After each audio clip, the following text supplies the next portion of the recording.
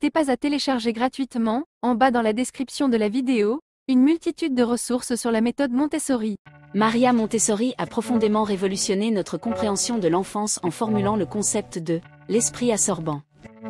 Selon elle, entre la naissance et environ 6 ans, l'enfant n'apprend pas comme l'adulte, c'est-à-dire par effort conscient et réflexion. Il apprend en absorbant littéralement tout ce qui l'entoure, sans filtre, sans jugement et sans effort apparent. Cet esprit absorbant est comparable à une éponge, capable de capter et d'intégrer naturellement et intensément les impressions, les sons, les gestes, les mots et même les émotions de son environnement. Pour Montessori, cette capacité n'est pas simplement une curiosité ou une vivacité intellectuelle accrue, c'est un véritable mode de fonctionnement du jeune enfant, une puissance vitale qui lui permet de se construire psychologiquement, intellectuellement et émotionnellement. Contrairement à l'adulte, qui doit répéter, réfléchir et raisonner pour apprendre, l'enfant petit acquiert spontanément le langage maternel, les gestes du quotidien, les règles sociales et culturelles, sans enseignement formel. Cette période se divise en 2 grandes phases. De 0 à 3 ans, l'esprit absorbant est essentiellement inconscient. L'enfant reçoit et enregistre tout ce qui l'entoure, sans choisir ni hiérarchiser. Entre 3 et 6 ans, l'esprit devient plus conscient. L'enfant commence à organiser ses acquisitions, à répéter, à affiner, à corriger ce qu'il a absorbé. C'est alors qu'apparaissent les fameux « pourquoi », les jeux d'imitation et la soif de tout comprendre.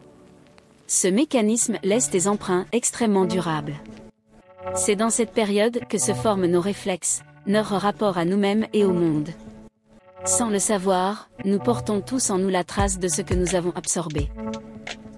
Le climat affectif de notre foyer, les mots qu'on employait autour de nous, les gestes, le ton des voix, les peurs de nos proches ou au contraire leur confiance sereine.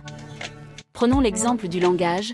Un enfant de 2 ans élevé dans un environnement bilingue n'a besoin ni de dictionnaire ni de grammaire pour parler 2 langues. Son esprit absorbant intègre simultanément son, structure et sens. C'est un apprentissage global et vivant, sans analyse consciente. Ce langage maternel restera ensuite profondément ancré. Même après des années de silence, beaucoup de personnes retrouvent aisément une langue apprise tout petite. De la même façon, l'enfant absorbe des attitudes. Un climat de respect et de bienveillance développe chez lui confiance et empathie. À l'inverse, des cris, des humiliations ou des moqueries, même ponctuelles, peuvent laisser des traces sous forme d'anxiété, de repli sur soi ou d'agressivité, sans que l'adulte n'en comprenne toujours l'origine. Dans la philosophie de Maria Montessori, les périodes sensibles occupent une place centrale. Ce sont des phases particulières, limitées dans le temps, pendant lesquelles l'enfant manifeste un intérêt intense, presque instinctif, pour certains aspects du développement, le langage, le mouvement, l'ordre, le raffinement sensoriel, ou encore les comportements sociaux. Ces périodes ne reviennent jamais sous la même forme, et c'est ce qui les rend si précieuses et déterminantes. Pour Montessori, ces moments représentent des fenêtres d'opportunités uniques, où l'apprentissage devient non seulement plus facile, mais surtout profondément naturel et joyeux. Par exemple, entre 0 et 6 ans, l'enfant traverse une période sensible pour le langage, il absorbe les mots, les intonations et les structures grammaticales sans effort conscient. Vers 2 ans, surgit un besoin presque irrépressible de mettre de l'ordre. Aligné, rangé, classé, qui contribue à construire sa pensée logique et sa sécurité intérieure. Si ces élans sont respectés et nourris par un environnement adapté, ils deviennent les fondations solides de l'adulte à venir, confiance en soi, goût d'apprendre, sens de l'organisation, capacité d'adaptation. À l'inverse, si l'enfant est empêché ou interrompu dans ces périodes sensibles, il peut en résulter des frustrations, des blocages ou des peurs qui persistent à l'âge adulte. Comprendre ces périodes sensibles, ce n'est pas seulement regarder en arrière pour expliquer ce que nous sommes aujourd'hui. C'est aussi apprendre à observer l'enfant, celui que nous avons été et celui que nous pouvons redevenir intérieurement pour mieux accompagner notre propre développement et cultiver, même adulte, cette curiosité et cette créativité si naturelles à l'enfance. Pour Maria Montessori, l'environnement n'est pas un simple décor autour de l'enfant. C'est un véritable éducateur silencieux. Ce que l'enfant voit, entend et ressent chaque jour façonne profondément sa construction intérieure et influence l'adulte qu'il deviendra. Un environnement bienveillant, riche et adapté nourrit la confiance en soi, la curiosité et l'autonomie. À l'inverse, un cadre trop rigide, pauvre ou hostile peut freiner, parfois durablement, l'élan vital de l'enfant. Prenons la confiance en soi, elle ne naît pas de compliments répétés, mais de la possibilité concrète d'agir par soi-même et de réussir des actions réelles.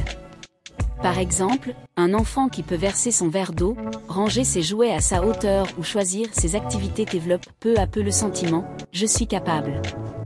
Plus tard, cet adulte aura tendance à oser, à prendre des initiatives et à croire en ses compétences.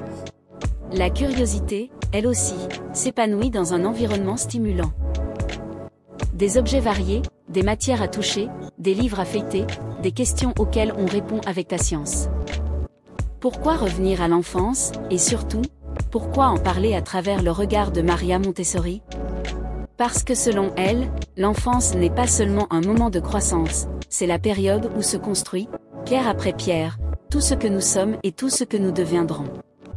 Maria Montessori voyait l'enfant non pas comme un vase à remplir, mais comme un être doté d'une intelligence et d'une sensibilité extraordinaires, capable d'absorber naturellement tout ce qui l'entoure.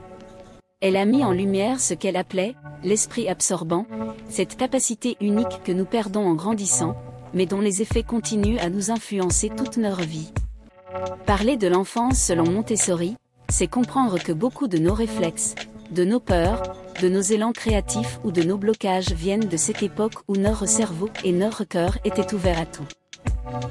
Ce n'est pas chercher un coupable ou ressasser le passé, mais plutôt porter un regard lucide et bienveillant sur notre histoire personnelle. C'est découvrir que, même adulte, il est possible de renouer avec cette liberté intérieure et cette curiosité que nous avons tous connue.